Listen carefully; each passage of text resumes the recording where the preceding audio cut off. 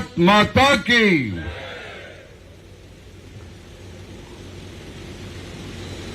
ಕರ್ನಾಟಕ ರಾಜ್ಯದಲ್ಲಿ ಹಿಂದುತ್ವಕ್ಕೆ ಒಂದು ಭದ್ರ ಬುನಾದಿಯನ್ನು ಹಾಕಿರ್ತಕ್ಕಂಥ ಪುಣ್ಯದ ಉಡುಪಿಯ ಪುಣ್ಯ ಭೂಮಿಯ ಮೇಲೆ ಭಾರತೀಯ ಜನತಾ ಪಾರ್ಟಿಯ ಒಂದು ಜನಾಕ್ರೋಶ ಯಾತ್ರೆ ಬಂದು ತಲುಪಿದೆ. ದೇಶ ರಾಜಕಾರಣಿಗಳು ಅಂತ ಹೇಳಿದ್ರೆ ಹೇಗಿರಬೇಕು, ರಾಜಕಾರಣಿಗಳು ಅಂತ ಅದೊಂದು ಮಾದರಿಯಾಗಿರಬೇಕು. ಬಹುಶಃ ಕರ್ನಾಟಕ ರಾಜ್ಯದಲ್ಲಿ ಒಬ್ಬ ಉತ್ತಮ ರಾಜಕಾರಣಿ ಹೇಗಿರಬೇಕು, ಅಟಲ್ ಬಿಹಾರಿ ವಾಜಪೇಯಿ ಅಂತ ಶ್ರೇಷ್ಠ ನಾಯಕತ್ವ ಕೊಟ್ಟಿರ್ತಕ್ಕಂಥ ದೇಶದಲ್ಲಿ ರಾಜಕಾರಣಿಗಳು ಅಂತ ಹೇಳಿದ್ರೆ ಅಟಲ್ ಬಿಹಾರಿ ವಾಜಪೇಯಿ ತರ ಇರಬೇಕು ಅಂತೇಳಿ ಪ್ರತಿಯೊಬ್ಬರು ಕೂಡ ನಾವು ಮಾತನಾಡ್ತೇವೆ. ಅಂತ ಒಬ್ಬ ಶ್ರೇಷ್ಠ ರಾಜಕಾರಣಿ ಅನ್ನೋದಕ್ಕಿಂತ ಹೆಚ್ಚಾಗಿ ಒಬ್ಬ ಸಮಾಜ ಸೇವಕ ಹಾಲಾಡಿ ಶ್ರೀನಿವಾಸ್ ಶೆಟ್ಟಿ ಅಂತಕ್ಕಂಥ ಒಬ್ಬ ಶ್ರೇಷ್ಠ ರಾಜಕಾರಣಿಯನ್ನು ಕೊಟ್ಟಿರ್ತಕ್ಕಂಥ ಪುಣ್ಯ ಭೂಮಿಯಲ್ಲಿ ನಾವು ಇವತ್ತು ಜನಾಕ್ರೋಶ ಯಾತ್ರೆ ನಾವೆಲ್ಲರೂ ಕೂಡ ಭಾಗವಹಿಸಿದ್ದೇವೆ. ವೇದಿಕೆ ಮೇಲೆ ಆಸೀನರಾಗಿರ್ತಕ್ಕಂಥ ಜಿಲ್ಲೆ ಅಧ್ಯಕ್ಷರಾಗಿ ಎಲ್ಲ ನಮ್ಮ ಪಕ್ಷದ ಹೆಮ್ಮೆಯ ಶಾಸಕರು, ವಿರೋಧ ಪಕ್ಷದ ನಾಯಕರು, ಮಾಜಿ ಸಚಿವರು, ಮಾಜಿ ಶಾಸಕರುಗಳು, ಪಕ್ಷದ ಎಲ್ಲ ಹಿರಿಯ ಮುಖಂಡರು, ಮಂಡಲದ ಎಲ್ಲ ಅಧ್ಯಕ್ಷರು, ಎಲ್ಲ ಮೋರ್ಚಾದ ಎಲ್ಲ ಅಧ್ಯಕ್ಷರು, ಕಾರ್ಯಕರ್ತರು, ದೊಡ್ಡ ಸಂಖ್ಯೆಯಲ್ಲಿ ನಮ್ಮೆಲ್ಲರ ತಾಯಂದ್ರು ಕೂಡ ಇವತ್ತು ಈ ಹೋರಾಟದಲ್ಲಿ ಭಾಗವಹಿಸಿದ್ದೀರಿ. ತಮಗೂ ಕೂಡ ನನ್ನ ನಮಸ್ಕಾರಗಳನ್ನ ತಿಳಿಸ್ತಾ ವೇದಿಕೆ ಮುಂಭಾಗದಲ್ಲಿ ಆಸೀನರಾಗಿರ್ತಕ್ಕಂಥ ಪತ್ರಿಕಾ ಹಾಗೂ ಮಾಧ್ಯಮದ ಸ್ನೇಹಿತರೆ, ಯಶ್ಪಾಲ್ ಸುವರ್ಣ ಅವರು ಮಾತನಾಡ್ತಾ ರಾಜ್ಯದ ಅಧ್ಯಕ್ಷರು ವಿಜೇಂದ್ರ ಅವರು ಜನಾಕ್ರೋಶ ಯಾತ್ರೆ ಶುಭ ಸಂದರ್ಭದಲ್ಲಿ ಬಂದಿದ್ದಾರೆ ಅಂತ ಹೇಳಿದರು. ರಾಜ್ಯದ ಅಧ್ಯಕ್ಷರು ಶುಭ ಸಂದರ್ಭದಲ್ಲಿ ನಾವು ಬಂದಿಲ್ಲ. ರಾಜ್ಯದಲ್ಲಿನ ಕಾಂಗ್ರೆಸ್ ಸರ್ಕಾರ ಚುನಾವಣಾ ಪೂರ್ವದಲ್ಲಿ ಏನು ಭರವಸೆಗಳನ್ನು ಕೊಟ್ಟಿದ್ರು, ಆ ಭರವಸೆಗಳನ್ನು ಈಡೇರಿಸದೇ ಇರತಕ್ಕಂಥ ಸಂದರ್ಭದಲ್ಲಿ ಕಳೆದ 20 ತಿಂಗಳವರ ಆಡಳಿತ ವೈಖರಿಯನ್ನು ನೋಡಿದ್ರೆ ಕರ್ನಾಟಕ ರಾಜ್ಯದಲ್ಲಿ ಇದು ಜನಪ್ರಿಯ ಸರ್ಕಾರ ಇಲ್ಲ. ರಾಜ್ಯದಲ್ಲಿರ್ತಕ್ಕಂಥ ಕಾಂಗ್ರೆಸ್ ಸರ್ಕಾರ ಇದು ಜನಪ್ರಿಯ ಸರ್ಕಾರ ಅಲ್ಲ, ಇದು ಜಾಹೀರಾತಿನ ಸರ್ಕಾರ ಆಗಿದೆ, ಜಾಹೀರಾತಿನ ಸರ್ಕಾರ ಆಗಿದೆ. ಕರ್ನಾಟಕ ರಾಜ್ಯದಲ್ಲಿರ್ತಕ್ಕಂಥದ್ದು ಇದು ಬಡವರ ಪರವಾಗಿರ್ತಕ್ಕಂಥ ಸರ್ಕಾರ ಅಲ್ಲ, ಬೆಲೆ ಏರಿಕೆ ಮುಖೇನ ಬಡವರಿಗೆ ಬರೆ ಇಳಿದಿರ್ತಕ್ಕಂಥ ಭ್ರಷ್ಟ ಕಾಂಗ್ರೆಸ್ ಸರ್ಕಾರ, ಬೆಲೆ ಏರಿಕೆ ಕಾಂಗ್ರೆಸ್ ಸರ್ಕಾರ ಇವತ್ತು ರಾಜ್ಯದಲ್ಲಿರ್ತಕ್ಕಂಥದ್ದು. ರಾಜ್ಯದಲ್ಲಿ ಅಭಿವೃದ್ಧಿಯನ್ನು ಕೆಲಸಗಳನ್ನ ಮಾಡ್ತೇವೆ ಅಂತ ಹೇಳಿಕೊಂಡು ಅಧಿಕಾರಕ್ಕೆ ಬಂದು ಇವತ್ತು ರಾಜ್ಯದಲ್ಲಿರ್ತಕ್ಕಂಥದ್ದೊಂದು ಅಭಿವೃದ್ಧಿ ಪರವಾಗಿರ್ತಕ್ಕಂಥ ಸರ್ಕಾರ ಅಲ್ಲ, ಕರ್ನಾಟಕ ರಾಜ್ಯದಲ್ಲಿರ್ತಕ್ಕಂಥದ್ದು ಅಭಿವೃದ್ಧಿ ಶೂನ್ಯ ಸರ್ಕಾರ. ರಾಜ್ಯದಲ್ಲಿ ಅಧಿಕಾರಕ್ಕೆ ಬರೋದಕ್ಕೆ ಆಶೀರ್ವಾದ ಮಾಡಿ ಎಲ್ಲ ಧರ್ಮಗಳಿಗೂ ಕೂಡ ನ್ಯಾಯ ಕೊಡ್ತೀವಿ ಅಂತ ಹೇಳಿಕೊಂಡು ಅಹಿಂದ ಹೆಸರು ಹೇಳಿಕೊಂಡು ರಾಜ್ಯದಲ್ಲಿ ಅಧಿಕಾರಕ್ಕೆ ಬಂದು ಮುಖ್ಯಮಂತ್ರಿ ಕುರ್ಚಿ ಮೇಲೆ ಕೂತ ನಂತರದಲ್ಲಿ ಅಹಿಂದ ಹೆಸರು ಹೇಳಿಕೊಂಡು ರಾಜ್ಯದ ಅಧಿಕಾರದ ಚುಕ್ಕಾಣಿ ಹಿಡಿದಿರ್ತಕ್ಕಂಥ ರಾಜ್ಯದ ಮುಖ್ಯಮಂತ್ರಿ ಸಿದ್ದರಾಮಯ್ಯನವರು ಎಲ್ಲ ಹಿಂದುಳಿದ ಸಮುದಾಯಗಳನ್ನು ಸಂಪೂರ್ಣವಾಗಿ ನಿರ್ಲಕ್ಷಿಸಿ ಕೇವಲ ಅಲ್ಪಸಂಖ್ಯಾತರಿಂದ ಹೋಗ್ತಾ ಇರ್ತಕ್ಕಂಥ ಈ ಭ್ರಷ್ಟ ಕಾಂಗ್ರೆಸ್ ಸರ್ಕಾರ, ಹಿಂದೂ ವಿರೋಧಿ ಸರ್ಕಾರದ ವಿರುದ್ಧ ಇವತ್ತು ಜನಾಕ್ರೋಶ ಯಾತ್ರೆಯನ್ನು ಪ್ರಾರಂಭ ಮಾಡಿದ್ದೇವೆ. ಆತ್ಮೀಯ ಕಾರ್ಯಕರ್ತ ಬಂಧುಗಳೇ, ಮೊನ್ನೆ ದಿನ ನಮ್ಮ ಪತ್ರಕರ್ತ ಸ್ನೇಹಿತರು ಕೇಳಿದ್ರು, ಮೈಸೂರಿನಲ್ಲಿ ತಾಯಿ ಚಾಮುಂಡೇಶ್ವರಿಯಲ್ಲಿ ಪ್ರಾರ್ಥನೆಯನ್ನು ಸಲ್ಲಿಸಿ ನಮ್ಮ ಹೋರಾಟವನ್ನು ಪ್ರಾರಂಭ ಮಾಡಿದಾಗ ಏನು ವಿಜೇಂದ್ರ ಅವರೇ, ನೀವು ಹೋರಾಟಗಳನ್ನು ಕೇವಲ ಒಂದು ರಾಜಕೀಯ ಗಿಮಿಕ್ಕೋಸ್ಕರ ಮಾಡ್ತೀರಿ ಅಂತ ಹೇಳಿದ್ರು. ಅವ್ರು ಹೇಳಿದೆ ಪತ್ರಕರ್ತ ಸ್ನೇಹಿತರಿಗೆ, ಭಾರತೀಯ ಜನತಾ ಪಾರ್ಟಿ ಯಾವುದೋ ಒಂದು ರಾಜಕೀಯ ಗಿಮಿಕ್ ಮಾಡೋಕೆ ಯಾವುದೇ ಚುನಾವಣೆಗಳು ಈ ಸಂದರ್ಭದಲ್ಲಿ ಇಲ್ಲ, ಅಥವಾ ಯಾವ ಕಾಂಗ್ರೆಸ್ ಪಕ್ಷದ ಮುಖಂಡರು ಇದೇ ಸಿದ್ದರಾಮಯ್ಯನವರು ವಿಧಾನಸಭಾ ಚುನಾವಣೆ ಮುಂಚಿತವಾಗಿ ಕಾಂಗ್ರೆಸ್ ನಡೆಗೆ ಕೃಷ್ಣೆಯ ಕಡೆಗೆ ಅಂತೇಳಿ ಪಾದಯಾತ್ರೆ ಮಾಡಿದ್ರು. ಆದ್ರೆ ಅಧಿಕಾರ ಬಂದ ಮೇಲೆ ₹1 ನೀರಾವರಿ ಯೋಜನೆಗಳಿಗೆ ದುಡ್ಡು ಕೊಡಲಿಲ್ಲ ರಾಜ್ಯದ ಮುಖ್ಯಮಂತ್ರಿಗಳು. ಡಿ.ಕೆ. ಶಿವಕುಮಾರ್ ಹೇಳಿದ್ರು ನಮ್ಮ ಮೇಕೆದಾಟು ಪಾದಯಾತ್ರೆ ಮಾಡಿದ್ರು. ಅಧಿಕಾರಕ್ಕೆ ಬರೋ ತನಕ ಮಾತ್ರ ಪಾದಯಾತ್ರೆ, ಅಧಿಕಾರ ಬಂದ ಮೇಲೆ ಮೇಕೆದಾಟನ್ನು ಮರೆತರು. ರಾಜ್ಯದಲ್ಲಿ ನೀರಾವರಿ ಯೋಜನೆಗಳು ಕೂಡ ಸಂಪೂರ್ಣವಾಗಿ ಮರೆತಿದ್ದಾರೆ. ನಾನು ವೇದಿಕೆ ಮೂಲಕ ರಾಜ್ಯದ ಮುಖ್ಯಮಂತ್ರಿ ಕೇಳೋಕೆ ಇಚ್ಛೆ ಪಡ್ತೇನೆ. ಮಾನ್ಯ ಸಿದ್ದರಾಮಯ್ಯನವರೇ, ರಾಜ್ಯದಲ್ಲಿ ಇವತ್ತು ಉಡುಪಿ ಜಿಲ್ಲೆ ಎಲ್ಲಿದೆ ಅಂತೇಳಿ ಗೊತ್ತಿದೆ ನಿಮಗೆ? ರಾಜ್ಯದಲ್ಲಿ ಇವತ್ತು ಉಡುಪಿ ಅಂತಕ್ಕಂಥ ಜಿಲ್ಲೆ ನಮ್ಮ ರಾಜ್ಯದಲ್ಲಿ ಇದೆ ಅಂತಕ್ಕಂಥದ್ದು ನಿಮ್ಗೆ ಏನಾದ್ರು ಮಾಹಿತಿ ಇದೆಯಾ? ಬಹುಶಃ ಉಡುಪಿ ಜಿಲ್ಲೆ ಅಂತೇಳಿ ಏನಾದರೂ ರಾಜ್ಯದ ಮುಖ್ಯಮಂತ್ರಿಗಳಿಗೆ ಗೊತ್ತಿದ್ರೆ ಇಂಥ ಪರಿಸ್ಥಿತಿ ಬರ್ತಾ ಇರಲಿಲ್ಲ.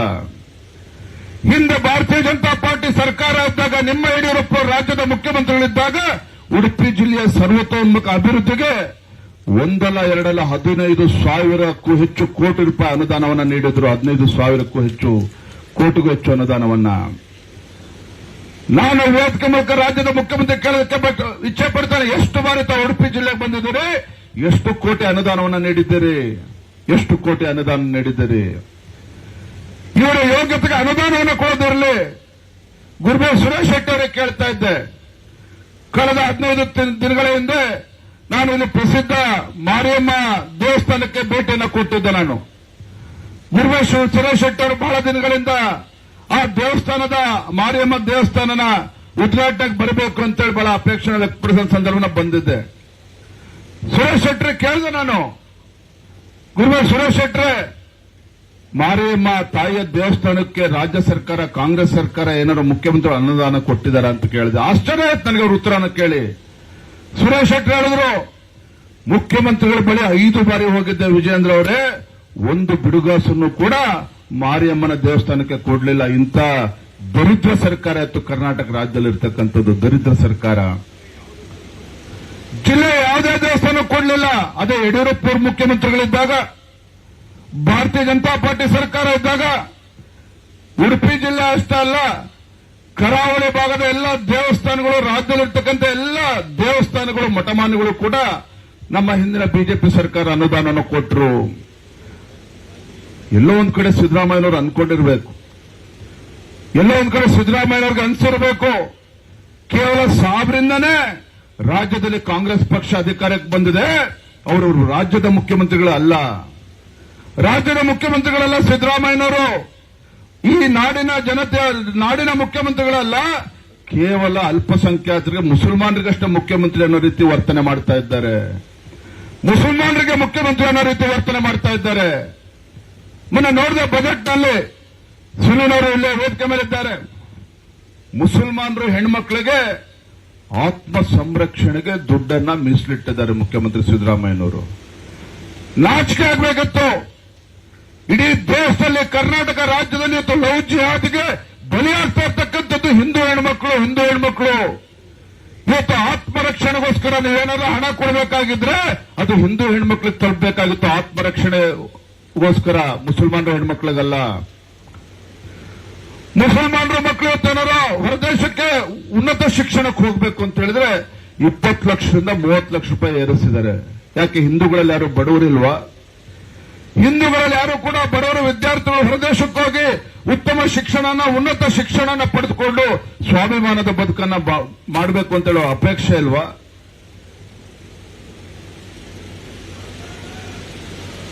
ಮೌಲ್ಯಗಳಿಗೆ ಅವ್ರಿಗೂ ಕೂಡ ಸಂಬಳ ಜಾಸ್ತಿ ಮಾಡಿದ್ರು. ಅಷ್ಟೇ ಅಲ್ಲ, ಸರ್ಕಾರಿ ನೌಕರಿಗಳಿಗೆ, ಸರ್ಕಾರಿ ಕಾಮಗಾರಿಗಳೇ 4% ರಿಸರ್ವೇಶನ್ ಅನ್ನು ಜಾಸ್ತಿ ಮಾಡಿದ್ದಾರೆ. ಇದನ್ನು ಪ್ರಶ್ನೆ ಮಾಡಿ ಭಾರತೀಯ ಜನತಾ ಪಾರ್ಟಿಯ ಶಾಸಕರು ಸದನದ ಒಳಗಡೆ ಹೋರಾಟ ಮಾಡ್ತಾ ಇದ್ರೆ, ನಮ್ಮೆಲ್ಲ 18 ಶಾಸಕರನ್ನ ಕಾನೂನಿನ ವಿರುದ್ಧವಾಗಿ ನಮ್ಮ 18 ಶಾಸಕರನ್ನ 6 ತಿಂಗಳ ಕಾಲ ಸಸ್ಪೆಂಡ್ ಮಾಡತಕ್ಕಂಥ ಕೆಲಸ ಆ ಪುಣ್ಯಾತ್ಮ ಸ್ಪೀಕರ್ ಅವರು ಮಾಡಿರ್ತಕ್ಕಂಥದ್ದು. ಇವರು ಸಂವಿಧಾನದ ಬಗ್ಗೆ ಮಾತನಾಡ್ತಾರೆ, ಬಾಬಾ ಸಾಹೇಬ್ ಅಂಬೇಡ್ಕರ್ ಬಗ್ಗೆ ಮಾತನಾಡ್ತಾರೆ. ಬಹುಶಃ ಈ ರಾಜ್ಯದಲ್ಲಿ, ದೇಶದಲ್ಲಿ ದಲಿತರ ಹೆಸರು ಹೇಳ್ಕೊಂಡು ಅವ್ರನ್ನ ಮತ ಬ್ಯಾಂಕ್ ಆಗಿ ಪರಿವರ್ತನೆ ಮಾಡಿ ಅವ್ರನ್ನ ದುರುಪಯೋಗ ಪಡಿಸಿಕೊಂಡಿರ್ತಕ್ಕಂಥ ಪಕ್ಷ ಯಾವ್ದಾರು ಇದ್ರೆ ಕಾಂಗ್ರೆಸ್ ಪಕ್ಷ. ನಾನು ಸರ್ಕಾರಕ್ಕೆ, ಕಾಂಗ್ರೆಸ್ ಸರ್ಕಾರಕ್ಕೆ ಕೇಳಕ್ಕೆ ಇಚ್ಛೆ ಪಡ್ತೇನೆ. ಇವತ್ತು ಮುಸಲ್ಮಾನರ ಬಗ್ಗೆ ಇಷ್ಟೆಲ್ಲ ಮೊಸಳೆ ಕಣ್ಣೀರು ಹಾಕ್ತಿರಲ್ಲ. ಸ್ವಾತಂತ್ರ್ಯ ಬಂದ ನಂತರದಲ್ಲಿ 60-65 ವರ್ಷಗಳ ಕಾಲ ಸುದೀರ್ಘವಾಗಿ ಆಡಳಿತ ನಡೆಸಿರ್ತಕ್ಕಂಥವ್ರು ಕಾಂಗ್ರೆಸ್ ಪಕ್ಷದವರು ದೇಶದಲ್ಲಿ, ರಾಜ್ಯದಲ್ಲಿ. ಯಾಕೆ ಅವ್ರನ್ನ ಇವತ್ತು ಶೈಕ್ಷಣಿಕವಾಗಿ ಸಾಮಾಜಿಕವಾಗಿ ಮೇಲೆತ್ತಕ್ಕಂಥ ಕೆಲಸ ಮಾಡಲಿಲ್ಲ? ಗರೀಬಿ ಹಟಾವ್ ಅಂತೇಳಿ ಘೋಷಣೆ ಕೂಗಿದ್ರು ಕಾಂಗ್ರೆಸ್ ಅವರು, ಇಂದಿರಾ ಗಾಂಧಿಯಿಂದ ಹಿಡಿದು ದೇಶದಲ್ಲಿ, ರಾಜ್ಯದಲ್ಲಿ ಬಡತನ ನಿರ್ಮೂಲನೆ ಮಾಡೋದಕ್ಕಾಗಲಿಲ್ಲ ಯೋಗ್ಯತೆಗೆ ಕಾಂಗ್ರೆಸ್ ಪಕ್ಷದವ್ರಿಗೆ. ಕಾಂಗ್ರೆಸ್ ಮುಖಂಡರುಗಳು ಶ್ರೀಮಂತರಾದ್ರು ಅಷ್ಟೇನೆ. ಇವತ್ತು ಮೊನ್ನೆ ನಾವು ಪ್ರತಿಭಟನೆ ಮಾಡ್ತಾ ಇರ್ತಕ್ಕಂಥದ್ದು 4 ಅಂಶಗಳನ್ನು ಇಟ್ಕೊಂಡು ನಾವು ಪ್ರತಿಭಟನೆ ಮಾಡ್ತಾ ಇದ್ದೀವಿ. ಒಂದು ಕಡೆ ಬೆಲೆ ಏರಿಕೆ, ಮತ್ತೊಂದು ಕಡೆ ಮುಸಲ್ಮಾನರ ಓಲೈಕೆ ರಾಜಕಾರಣ, ಪರಿಷ್ಠ ಜಾತಿ ಪರಿಷ್ಠ ಪಂಗಡಗಳಿಗೆ ಅವರ ಅಭಿವೃದ್ಧಿಗೆ ಮೀಸಲಿಟ್ಟಿರ್ತಕ್ಕಂಥ ಹಣವನ್ನ 38,500 ಕೋಟಿಯನ್ನ ಬೇರೆ ಕಡೆಗೆ ಬಳಕೆ ಮಾಡಿಕೊಂಡಿದ್ದಾರೆ ಕಾಂಗ್ರೆಸ್ ಪಕ್ಷದವರು, ಕಾಂಗ್ರೆಸ್ ಸರ್ಕಾರ. ಭ್ರಷ್ಟಾಚಾರ, ಯಾವ ಕರ್ನಾಟಕ ಅಭಿವೃದ್ಧಿಯ ವಿಚಾರದಲ್ಲಿ ದೇಶದಲ್ಲಿ ಗುಜರಾತ್ ನಂತರದಲ್ಲಿ 2ನೇ ಸ್ಥಾನದಲ್ಲಿತ್ತು, ಬಿಜೆಪಿ ಸರ್ಕಾರ ಇದ್ದಾಗ, ಯಡಿಯೂರಪ್ಪ ಅವರು ಮುಖ್ಯಮಂತ್ರಿಗಳಿದ್ದಾಗ 2ನೇ ಸ್ಥಾನದಲ್ಲಿತ್ತು ಅಭಿವೃದ್ಧಿ ವಿಚಾರದಲ್ಲಿ. ಅಂತ ಅಭಿವೃದ್ಧಿ ಹೊಂದಿರತಕ್ಕಂಥ ಕರ್ನಾಟಕ ರಾಜ್ಯವನ್ನ ಇಡೀ ದೇಶದಲ್ಲಿ ಭ್ರಷ್ಟಾಚಾರದಲ್ಲಿ ನಂಬರ್ 1 ಸ್ಥಾನಕ್ಕೆ ತೆಗೆದುಕೊಂಡು ಹೋಗಿರ್ತಕ್ಕಂಥ ಕೀರ್ತಿ ಸಿದ್ದರಾಮಯ್ಯನವರಿಗೆ ಸಲ್ತದೆ. ಇದನ್ನು ನಾನು ಹೇಳ್ತಾ ಇಲ್ಲ, ಮಾನ್ಯ ಸಿದ್ದರಾಮಯ್ಯನವರೇ, ಮುಖ್ಯಮಂತ್ರಿ ಸಿದ್ದರಾಮಯ್ಯನವರ ಆರ್ಥಿಕ ಸಲಹೆಗಾರ ಆಗಿರ್ತಕ್ಕಂಥ ಬಸವರಾಯ ರೆಡ್ಡಿ ಅವರು ಇವತ್ತು ಕರ್ನಾಟಕ ರಾಜ್ಯ ದೇಶದಲ್ಲೇ ಭ್ರಷ್ಟಾಚಾರದಲ್ಲಿ ನಂಬರ್ 1 ಸ್ಥಾನ ಅಂತ ಹೇಳಿದ್ದಾರೆ. ಭ್ರಷ್ಟಾಚಾರ ನಂಬರ್ 1 ಅಂತ ಹೇಳಿದ್ದಾರೆ. ಈ ರೀತಿ ಸರ್ಕಾರ ಅಧಿಕಾರಕ್ಕೆ ಬಂದಾಗಿನಿಂದ ಏನು ಗ್ಯಾರಂಟಿಗಳ ಬಗ್ಗೆ ಬೊಬ್ಬೆ ಹೊಡಿತಾರೆ ಕಾಂಗ್ರೆಸ್ ಪಕ್ಷದವ್ರು, ನಾಚಿಕೆ ಆಗ್ಬೇಕು ಇವರಿಗೆ. ಉಚಿತ ಬಸ್ ಅಂತೇಳಿ ಶಕ್ತಿ ಯೋಜನೆ ಅಂತ ಹೇಳ್ತಾರೆ. ಗ್ರಾಮೀಣ ಭಾಗದಲ್ಲಿ ಸಾವಿರಾರು ಬಸ್ಗಳು ಓಡಾಡ್ತಾ ಇಲ್ಲ, ಸರ್ಕಾರಿ ಬಸ್ಗಳು ಓಡಾಡ್ತಾ ಇಲ್ಲ. ಶಾಲಾ ಕಾಲೇಜ್ಗೆ ಹೋಗ್ತಕ್ಕಂಥ ಮಕ್ಕಳುಗಳು ಪರದಾಡ್ತಾ ಇದ್ದಾರೆ ಬಸ್ಸಿನ ವ್ಯವಸ್ಥೆ ಇಲ್ದೇನೆ. ಬಸ್ಗಳಿಲ್ಲ. ಮತ್ತೊಂದು ಕಡೆ ಡೀಸೆಲ್ ಮೇಲೆ 2 ರೂಪಾಯಿ ಜಾಸ್ತಿ ಮಾಡಿದ್ರು. ಇಲ್ಲಿವರೆಗೂ ಸಿದ್ದರಾಮಯ್ಯ ಮುಖ್ಯಮಂತ್ರಿ ಆದ್ಮೇಲೆ 20 ತಿಂಗಳಲ್ಲಿ 7.5 ರೂಪಾಯಿ ಇವತ್ತು ಡೀಸೆಲ್ ಮೇಲೆ ಜಾಸ್ತಿ ಮಾಡಿದ್ದಾರೆ. 7.5 ರೂಪಾಯಿ ಜಾಸ್ತಿ ಮಾಡಿದ್ದಾರೆ. ಗ್ರಾಮೀಣ ಭಾಗದಲ್ಲಿ ಹಾಗಾಗಿ ಬಸ್ಗಳು ಕೂಡ ಓಡಾಡ್ತಾ ಇಲ್ಲ. ಇವತ್ತು ಡೀಸೆಲ್ ಬೆಲೆ ಜಾಸ್ತಿ ಮಾಡಿರ್ತಕ್ಕಂಥ ಪರಿಣಾಮವಾಗಿ ಯಾವ ರೈತರು ತನ್ನ ಹೊಲಕ್ಕೆ ನೀರು ಹೊರಿಸ್ಕೋಬೇಕು ಅಂತ ಹೇಳಿದ್ರೆ ಇವತ್ತು ಡೀಸೆಲ್ ಉಪಯೋಗಿಸ್ತಾನೆ. ಪಂಪ್ಸೆಟ್ಗಳಿಗೆ, ಮೋಟರ್ಗಳಿಗೆ ಡೀಸೆಲ್ ಬೆಲೆನೂ ಕೂಡ ದುಬಾರಿ ಆಗಿದೆ. ಬಿಜೆಪಿ ಸರ್ಕಾರ ಇದ್ದಾಗ, ಯಡಿಯೂರಪ್ಪ ರಾಜ್ಯದ ಮುಖ್ಯಮಂತ್ರಿಗಳಿದ್ದಾಗ ಈ ನಾಡಿಗೆ 2 ತುತ್ತು ಅನ್ನವನ್ನ ಕೊಡ್ತಕ್ಕಂಥ ರೈತ ಅವನ ಹೊಲಕ್ಕೆ ಟಿಸಿ ಹಾಕ್ಸ್ಕೋಬೇಕು ಅಂತ ಹೇಳಿದ್ರೆ 25,000 ರೂಪಾಯಿ ಕಟ್ಟಿದ್ರೆ ಸಾಕಾಗ್ತಾ ಇತ್ತು. ಆದ್ರೆ ಇವತ್ತು ರೈತರ ಪರವಾಗಿದ್ದೇವೆ ಅಂತ ಹೇಳ್ಕೊಳ್ತಕ್ಕಂಥ ಕಾಂಗ್ರೆಸ್ ಸರ್ಕಾರ ಇವ್ರ ಕಾಲದಲ್ಲಿ ಹಿಂದೆ 25,000 ಇದ್ರೆ ಇವತ್ತು 2.5 ಲಕ್ಷ 3 ಲಕ್ಷ ರೈತ ಕಟ್ಟಬೇಕಾಗಿದೆ. ಇಂಥ ಒಂದು ರೈತ ವಿರೋಧಿ, ಜನ ವಿರೋಧಿ, ಬಡವರ ವಿರೋಧಿ, ಹಿಂದೂಗಳ ವಿರೋಧಿ ಸರ್ಕಾರ ಇವತ್ತು ರಾಜ್ಯದಲ್ಲಿ ಇರ್ತಕ್ಕಂಥದ್ದು.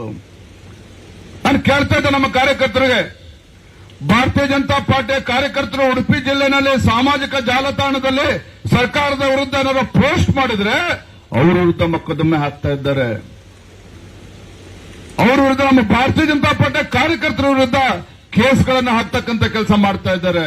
ಅಷ್ಟೇ ಅಲ್ಲ, ಯಾವ ಪತ್ರಿಕೆಗಳಲ್ಲಿ ಬರ್ತದೋ ಆ ಪತ್ರಕರ್ತರ ಮೇಲೂ ಕೂಡ ಈಗ ಕೇಸ್ ಹಾಕ್ತಕ್ಕಂಥ ದುಷ್ಟ ಸರ್ಕಾರ ಇತ್ತು ಕಾಂಗ್ರೆಸ್ ಸರ್ಕಾರ ರಾಜ್ಯದಲ್ಲಿರ್ತಕ್ಕಂಥದ್ದು.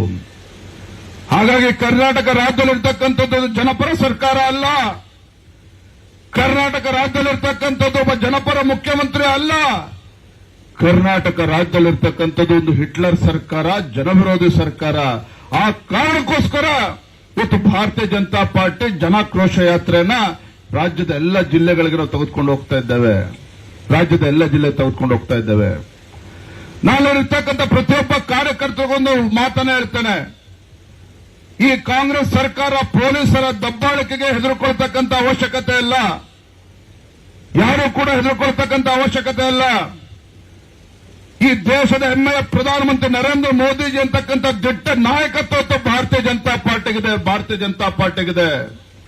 ಬೆಳಗ್ಗೆ ಪತ್ರಕರ್ತರು ಕೇಳ್ತಾ ಇದ್ರು, ಏನ್ ಸ್ವಾಮಿ ನೀವು ಬಿಜೆಪಿಯವರು ವ್ಯಕ್ತಿ ಪೂಜೆ ಮಾಡಲ್ಲ ಅಂತ ಹೇಳ್ತೀರಿ, ನರೇಂದ್ರ ಮೋದಿಜಿಯಿಂದ ಹೋಗ್ತಿರಲ್ಲ ಯಾಕೆ ಅಂತ ಕೇಳಿದ್ರು. ಅವ್ರಿಗೆ ನಾ ಹೇಳಿದೆ ಪತ್ರಕರ್ತ ಸ್ನೇಹಿತರಿಗೆ, ನರೇಂದ್ರ ಮೋದಿಜಿ ವ್ಯಕ್ತಿ ಅಲ್ಲ. ಈ ದೇಶದ ಒಂದು ದೊಡ್ಡ ಶಕ್ತಿ, ಆ ಪುಣ್ಯಾತ್ಮ ದೇಶದಲ್ಲಿ ಪ್ರಧಾನಮಂತ್ರಿ ಆಗಿರ್ತಕ್ಕಂಥ ಪರಿಣಾಮವಾಗಿ ಯಾವ ಭಾರತ ಮನಮೋಹನ್ ಸಿಂಗ್ ಕಾಲದಲ್ಲಿ ಯಾವುದೇ ದೇಶದ ಪ್ರಧಾನಮಂತ್ರಿ ಮನಮೋಹನ್ ಸಿಂಗ್ ಅವರು ಅಮೆರಿಕ ಹೋದ್ರೆ ಭಿಕ್ಷಾ ಪಾತ್ರೆ ತೆಗೆದುಕೊಂಡು ಹೋಗ್ತಾ ಇದ್ರು. ಅಮೆರಿಕ ಯಾವುದೇ ದೇಶಕ್ಕೆ ಹೋದ್ರೆ ಭಾರತದ ಪ್ರಧಾನಮಂತ್ರಿ ಯಾವಾಗ ಬಂದ್ರು ಯಾವಾಗ ಹೋದ್ರು ಯಾವ ಪತ್ರಿಕೆಯಲ್ಲೂ ಕೂಡ ಬರೀತಾ ಇರಲಿಲ್ಲ.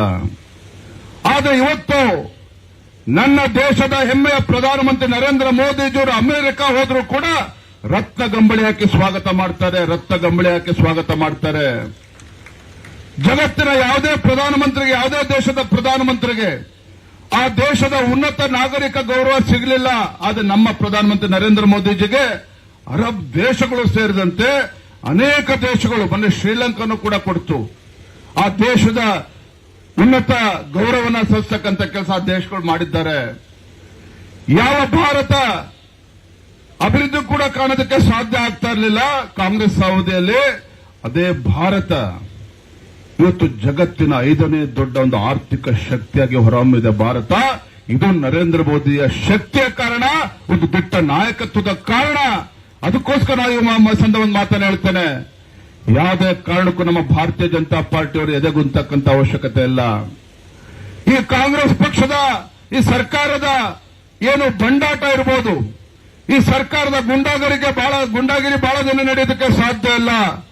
ಭಾರತೀಯ ಜನತಾ ಪಾರ್ಟಿ ನಮ್ಮ ಕಾರ್ಯಕರ್ತರಿಗೆ ಶಕ್ತಿ ಇದೆ. ಇನ್ನೂ ಕೂಡ ಇವತ್ತು ನಮ್ಮ ಉಡುಪಿ ಜನಾಕ್ರೋಶ ಯಾತ್ರೆ ನಮ್ಮ ಹಾಲಾಡಿ ಶ್ರೀನಿವಾಸ್ ಶೆಟ್ಟರು ಬಿಜೆಪಿ ಧ್ವಜವನ್ನು ಕೊಟ್ಟು ನನಗೆ ಇವತ್ತು ಚಾಲನೆಯನ್ನು ನೀಡಿದ್ದಾರೆ. ಈ ಸಂದರ್ಭದಲ್ಲಿ ಒಂದು ಭರವಸೆನ ಕೊಡ್ತೇನೆ, ಭಾರತೀಯ ಜನತಾ ಪಾರ್ಟಿನ ರಾಜ್ಯದ ಅಧ್ಯಕ್ಷನಾಗಿ ನನ್ನ ಮುಂದೆ ಇರತಕ್ಕಂಥ ಸವಾಲು ಹಾಗೂ ಗುರಿ, ಯಾವ ದಕ್ಷಿಣ ಭಾರತದಲ್ಲಿ ಭಾರತೀಯ ಜನತಾ ಪಾರ್ಟಿ ಹೆಬ್ಬಾಗಲು ಅಂತ ಹೇಳಿ ಇವತ್ತು ಯಡಿಯೂರಪ್ಪನವರ ಆದಿಯಾಗಿ ವಿ.ಎಸ್. ಆಚಾರ್ಯ ಅವರು, ತಂಗಾ ಅವರು, ಶಂಕರ್ ಮೂರ್ತಿಗಳು, ಅನೇಕ ಹಿರಿಯರ ತಪಸ್ಸಿನಿಂದ ರಾಜ್ಯದಲ್ಲಿರ್ತಕ್ಕಂಥ ಲಕ್ಷಾಂತರ ಕಾರ್ಯಕರ್ತರ ಅವಿರತ ಹೋರಾಟದ ಪರಿಣಾಮವಾಗಿ ಭಾರತೀಯ ಜನತಾ ಪಾರ್ಟಿಗೆ ಕರ್ನಾಟಕದಲ್ಲಿ ಭದ್ರ ಬುನಾದಿಯನ್ನು ಹಾಕಿಟ್ಟಿದ್ದಾರೋ ಅಂಥ ಭಾರತೀಯ ಜನತಾ ಪಾರ್ಟಿಯನ್ನ 2028ನೇ ಇಸ್ವಿಗೆ ಅಥವಾ ಯಾವತ್ತೇ ಮುಂದಿನ ವಿಧಾನಸಭಾ ಚುನಾವಣೆ ನಡೆಯಲಿ, ಭಾರತೀಯ ಜನತಾ ಪಾರ್ಟಿಗೆ ಒಂದು ಸ್ಪಷ್ಟ ಬಹುಮತದೊಂದಿಗೆ ರಾಜ್ಯದಲ್ಲಿ ಅಧಿಕಾರಕ್ಕೆ ತರಬೇಕು. ಅದಕ್ಕೆ ಪಣತೊಟ್ಟು ನಾವು ಹೊರಟಿದ್ದೇವೆ. ಆತ್ಮೀಯ ಕಾರ್ಯಕರ್ತ ಬಂಧುಗಳೇ, ಯಾವ ಹಿಂದೂ ಕಾರ್ಯಕರ್ತರ ಮೇಲೆ ದಬ್ಬಾಳಿಕೆ ಮಾಡ್ತಾ ಇದ್ದಾರೆ ಪುಡಾರಿಗಳು ಕಾಂಗ್ರೆಸ್ನವರಿಗೂ, ಇವ್ರಿಗೆ ಬಡ್ಡಿ ಸಮೇತ ಉತ್ತರವನ್ನು ಕೊಡ್ತಕ್ಕಂಥ ಕಾಲ ಬರ್ತದೆ. ತಾವ್ಯಾರೂ ಕೂಡ ಹೆದರಬಾರದು ಅಂತಕ್ಕಂಥ ಮಾತನ್ನ ಈ ಸಂದರ್ಭ ಹೇಳ್ತೇನೆ. ಆತ್ಮೀಯ ಕಾರ್ಯಕರ್ತ ಬಂಧುಗಳೇ, ಹಾಗಾಗಿ ಸಾಕಷ್ಟು ಸಮಯ ಆಗಿದೆ. 3 ಗಂಟೆಗೆ ಚಿಕ್ಕಮಗಳೂರಲ್ಲೂ ಕೂಡ ನಮ್ಮ ಜನಾಕ್ರೋಶ ಯಾತ್ರೆ ಪ್ರಾರಂಭ ಆಗಬೇಕು. ನಮ್ಮ ಕಾರ್ಯಕ್ರಮ ತುಂಬಾ ಸಂತೋಷ ಆಯಿತು. ಯಾಕೆಂತ ಹೇಳಿದ್ರೆ ಇಂಥ ಒಂದು ಉರಿ ಬಿಸಿಲಲ್ಲೂ ಸಹ ನೋಡಿ ಕಾರ್ಯಕರ್ತರು ಅಂದ್ರೆ ನಾನು ನೋಡ್ತಾ ಇದ್ದೆ. ನಾವು ಅಲ್ಲಿಂದ ಮೆರವಣಿಗೆ ಪ್ರಾರಂಭ ಆದಾಗ ನಮ್ಮ ಪಕ್ಷದ ಮುಖಂಡರು ಇಲ್ಲೇ ಶಾರ್ಟ್ ಕಟ್ ಹೊಡೆಯೋಣ ಅಂತ ಹೇಳಿದ್ರು. ಹೀಗೆ ಹೋಗ್ಬಿಡೋಣ ಸ್ವಾಮಿ, 1 ನಿಮಿಷದಲ್ಲಿ ತಲುಪ್ತೀವಿ ಅಂತೇಳಿ. ಆದ್ರೂ ಕೂಡ ನೇರವಾಗಿ ಅರ್ಧ ಕಿಲೋಮೀಟರ್ ದೂರ ಆದ್ರೂ ಪರವಾಗಿಲ್ಲ, ಹಾಗೆ ಡಬಲ್ ರೋಡಲ್ಲಿ ಹಾಗೆ ಮುಂದೋಗಿ ರೌಂಡ್ ಹೊಡ್ಕೊಂಡ್ ಬಂದ್ವಿ. ನಾನು ನೋಡ್ತಾ ಇದ್ದೆ ಹಿಂದಿನ ಕಾರ್ಯಕರ್ತರು ಹಾಗೆ ಡಿವೈಡರ್ ಜಂಪ್ ಮಾಡ್ಕೊಂಡು ಹಿಂಗೆ ಬರ್ತಾರೆ ಅನ್ಕೊಂಡಿದ್ದೆ. ಪಾಪ ತಾಯಂದ್ರು ಸಮೇತ ಎಲ್ಲರೂ ಕೂಡ ಬಿಜೆಪಿ ಧ್ವಜ ಹಿಡ್ಕೊಂಡು ಎಲ್ಲರೂ ಕೂಡ ಅದೇ ರಸ್ತೆಯಲ್ಲಿ ಮಾರ್ಗದಲ್ಲಿ ಬರ್ತಾರೆ. ಇದು ಒಬ್ಬ ನಿಷ್ಠಾವಂತ ಭಾರತೀಯ ಜನತಾ ಪಾರ್ಟಿಯ ಕಾರ್ಯಕರ್ತ ಏನು ಅನ್ನೋದನ್ನ ತಾವೆಲ್ಲರೂ ಕೂಡ ಉಡುಪಿ ಜಿಲ್ಲೆ ತೋರಿಸ್ಕೊಟ್ಟಿದ್ದೀರಿ. ತಮ್ಮೆಲ್ಲರ ಪ್ರೀತಿ ವಿಶ್ವಾಸಕ್ಕೆ ಋಣಿಯಾಗಿದ್ದೇನೆ. ಒಂದೇ ಮಾತು ಹೇಳ್ತೇನೆ, ಪತ್ರಿಕೆಗಳಲ್ಲಿ ಮಾಧ್ಯಮಗಳಲ್ಲಿ ಅನೇಕ ಅಪಪ್ರಚಾರಗಳು ನಡೀತದೆ. ಅಂದ್ರೆ ಮಾಧ್ಯಮದವ್ರನ್ನ ದೂರ್ತಾ ಇಲ್ಲ, ಸಣ್ಣ ಪುಟ್ಟ ಸಮಸ್ಯೆಗಳು ಗೊಂದಲಗಳು ಇರ್ತಕ್ಕಂಥದ್ದು ಸಹಜ. ನಾನೊಬ್ಬ ಯಡಿಯೂರಪ್ಪನವ್ರ ಮಗ ಆಗಿ, ಒಬ್ಬ ಮಾಜಿ ಮುಖ್ಯಮಂತ್ರಿಗಳ ಮಗನಾಗಿ, ಮಾಜಿ ರಾಜ್ಯದ ಭಾರತೀಯ ಜನತಾ ಪಾರ್ಟಿ ಅಧ್ಯಕ್ಷರ ಮಗನಾಗಿ ನಾನು ಮಾತನ್ನು ಹೇಳ್ತೇನೆ. ಇವತ್ತು ಭಾರತೀಯ ಜನತಾ ಪಾರ್ಟಿ ಇಷ್ಟು ಎತ್ತರಕ್ಕೆ ಬೆಳೆದಿದೆ ಅಂತ ಹೇಳಿದ್ರೆ ಕಾರ್ಯಕರ್ತರ ಶ್ರಮ ಏನು, ಅವರ ಬೆವರಿನ ಶ್ರಮ ಏನು ಅನ್ನೋದನ್ನ ಅರ್ಥ ಮಾಡ್ಕೊಂಡಿದ್ದೇನೆ. ಯಾವ ಭಾರತೀಯ ಜನತಾ ಪಾರ್ಟಿ ಒಬ್ಬ ಶಾಸಕನೂ ಕೂಡ ಇರಲಿಲ್ಲ. ಅಂತ ಸಂದರ್ಭದಲ್ಲೂ ಕೂಡ ನಮ್ಮ ಭಾರತೀಯ ಜನತಾ ಪಾರ್ಟಿಯ ಕಾರ್ಯಕರ್ತರು ಬೆವರು ಸುರಿಸಿ ತಮ್ಮ ತನು ಮನ ಧನ ಎಲ್ಲವನ್ನೂ ಅರ್ಪಣೆ ಮಾಡಿ ಇವತ್ತು ಭಾರತೀಯ ಜನತಾ ಪಾರ್ಟಿ ಧ್ವಜವನ್ನು ಇಷ್ಟು ಎತ್ತರಕ್ಕೆ ಹಾರಿಸ್ತಕ್ಕಂಥ ಕೆಲಸ ನಿಮ್ಮಂತ ಪುಣ್ಯವಂತ ಕಾರ್ಯಕರ್ತರು ತಾವೆಲ್ಲರೂ ಕೂಡ ಮಾಡಿದ್ದೀರಿ. ತಾಯಂದ್ರ ಆಶೀರ್ವಾದನೂ ಇದೆ. ಹಾಗಾಗಿ ನಿಮ್ಮ ಗೌರವಕ್ಕೆ ಚ್ಯುತಿ ಬರದ ರೀತಿಯಲ್ಲಿ ಯಾವುದೇ ಒಬ್ಬ ನಮ್ಮ ಭಾರತೀಯ ಜನತಾ ಪಾರ್ಟಿಯ ಕಾರ್ಯಕರ್ತ ಮುಂದಿನ ದಿನಗಳಲ್ಲಿ ತಲೆ ಎತ್ಕೊಂಡು ಓಡಾಡಬೇಕು, ಆ ರೀತಿ ಸ್ವಾಭಿಮಾನದ ಬದುಕು ಬಾಳಬೇಕು, ಆ ರೀತಿ ಪಕ್ಷವನ್ನು ಸಂಘಟನೆ ಮಾಡಿ ತೋರಿಸ್ತೇನೆ. ತಾವ್ಯಾರು ಕೂಡ ನಮ್ಮ ಜೊತೆಲಿ ಕೈ ಜೋಡಿಸಿ, ನಾನು ಕೂಡ ನಿಮ್ ಜೊತೆಲಿ ಇದ್ದೇನೆ, ರಾಜ್ಯ ಪ್ರವಾಸ ಮಾಡ್ತೇನೆ, ಸಂಘಟನೆ ಮಾಡ್ತೇನೆ, ಬಿಜೆಪಿಯನ್ನು ಸ್ಪಷ್ಟ ಬಹುಮತದ ಅಧಿಕಾರಕ್ಕೆ ತರ್ತೇನೆ ನಮ್ಮ ಮತ್ತೊಮ್ಮೆ ಹೇಳ್ತಾ ನಿಮ್ಮೆಲ್ಲರ ಪ್ರೀತಿ ವಿಶ್ವಾಸಕ್ಕೆ ಋಣಿಯಾಗಿದ್ದೆ. ನನ್ನ ಮಾತನ್ನು ಹೇಳ್ತಾ ನನ್ನ ಮಾತನ್ನು ಮುಗಿಸ್ತೇನೆ. ಬಲೋ ಭಾರತ್ ಮಾತಾ ಕಿ, ಬಲೋ ಭಾರತ್ ಮಾತಾ ಕಿ. ದೇಶದ ಹೆಮ್ಮೆಯ ಪ್ರಧಾನಮಂತ್ರಿ ನರೇಂದ್ರ ಮೋದಿಜಿ ಅವರಿಗೆ, ದೇಶದ ಹೆಮ್ಮೆಯ ಪ್ರಧಾನಮಂತ್ರಿ ನರೇಂದ್ರ ಮೋದಿಜಿ ಅವರಿಗೆ ಜೈ ಶ್ರೀರಾಮ್, ಜೈ ಶ್ರೀರಾಮ್.